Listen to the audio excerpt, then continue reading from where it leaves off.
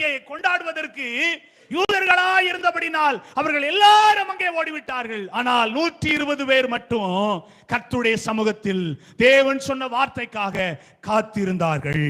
ஒரு ஆமென் சொல்லுங்க, ஒரு அல்லேலூயா சொல்லுங்க. இந்த ஆராதனைக்கு வந்திருக்கிற தேவ ஜனமாகிய உங்களை பார்த்து கர்த்தர் சொல்கிறார், ஒவ்வொரு வாரமும் நமக்கு என்ன நாள் தெரியுமா? அது பெந்தேகோஸ்தே நாள், தேவ சமூகத்திலே காத்திருக்க நாள், தேவனிடத்தில் இருந்து கிருபைகளை பெற்றுக் கொள்ளக்கூடிய நாள், தேவனிடத்திலிருந்து வரங்களை பெற்றுக் கொள்ளக்கூடிய ஒரு நாள், தேவனிடத்திலிருந்து தம்முடைய வல்லமையை சுதந்திரிக்கக்கூடிய ஒரு நாள். ஆகவே நாம் வேதவசனம் சொல்லுகிறபடி ஒவ்வொரு ஞாயிற்றுக்கிழமையும் பெந்தேகோஸ்தே நாளாக யோசித்து கிரகித்து வாஞ்சித்து அவருடைய சமூகத்திலே முன்னகுட்டியே வந்து காத்திருக்க பழகுவோமானால் நாமும் அந்த 120 பேரில் ஒருவராக இருக்கிறோம் என்பதில் சந்தேகமில்லை. ஒரு அல்லேலூயா. கர்த்தர் நல்லவர். ஆண்டவருடைய நாமம் மகிமைப்பட